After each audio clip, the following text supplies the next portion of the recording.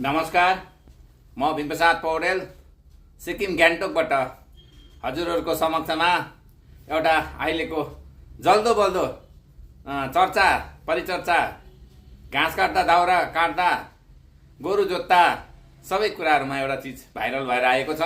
त्यस विषयमा मैले पनि केही भन्नुपर्ने भएकोले मैले हजुरहरूको समक्षमा एउटा मेरो आफ्नो पर्सनल भ्यू आफ्नो पर्सनल विचार लिएर आएको छु।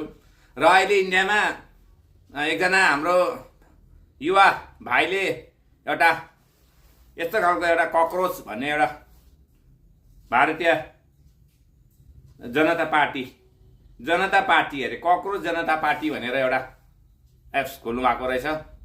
यो जताततै अहिले भाइरल भएर गइरहेको छ र यसमा मेरो ओपिनियन मैले पनि केही भन्नुपर्ने हुनाले र मेरो विचारले चाहिँ यो एउटा सामाजिक सञ्जालमा भाइरल भएको चिज मात्र हो।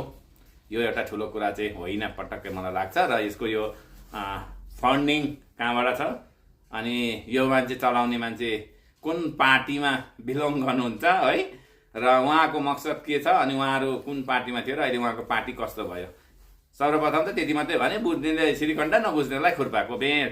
अर्को कुरा आयो, अब यहाँ विभिन्न ठाउँमा हामी सुन्छौँ इन्डियामा पनि जिएनजी सुरु भएको हो भन्नुहुँदैछ। यो जिएनजी होइन, 100% तपाईँहरूलाई जिएनजी होइन भन्न चाहन्छु।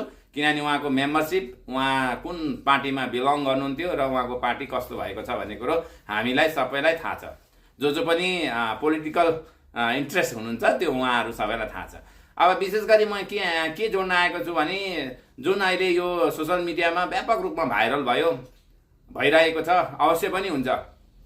हामीले पनि कुनै चिज नेगेटिभ चिजलाई 100वटा कुरा राम्रो छ र एउटा कुरा त्यो व्यक्तिले नराम्रो बोलेको छ भने त्यो एउटा नराम्रो बोलेको शब्दलाई चाहिँ प्रयोग गरेर हामीले एउटा भिडियो बनायौँ भने त्यो अवश्य भाइरल हुन्छ।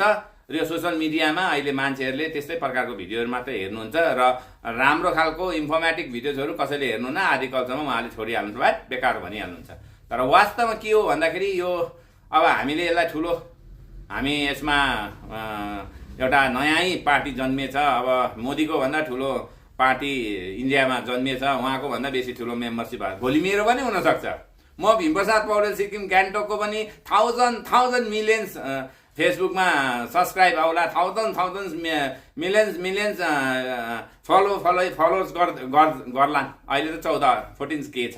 हुनसक्छ भोलि मेरो पनि त्यो दिन केही न केही मैले नेगेटिभ भिडियो बनाएर टक्कै हालेँ भने हजुरहरू सबैले हेर्नुहुन्छ अनि फलो गरिहाल्नुहुन्छ। ठ्याक हाम्रो इन्डियाको मान्छेहरूको चाहिँ हाम्रो त्यही हो, ठ्याक फलो गर्दैमा त्यो एउटा ठुलो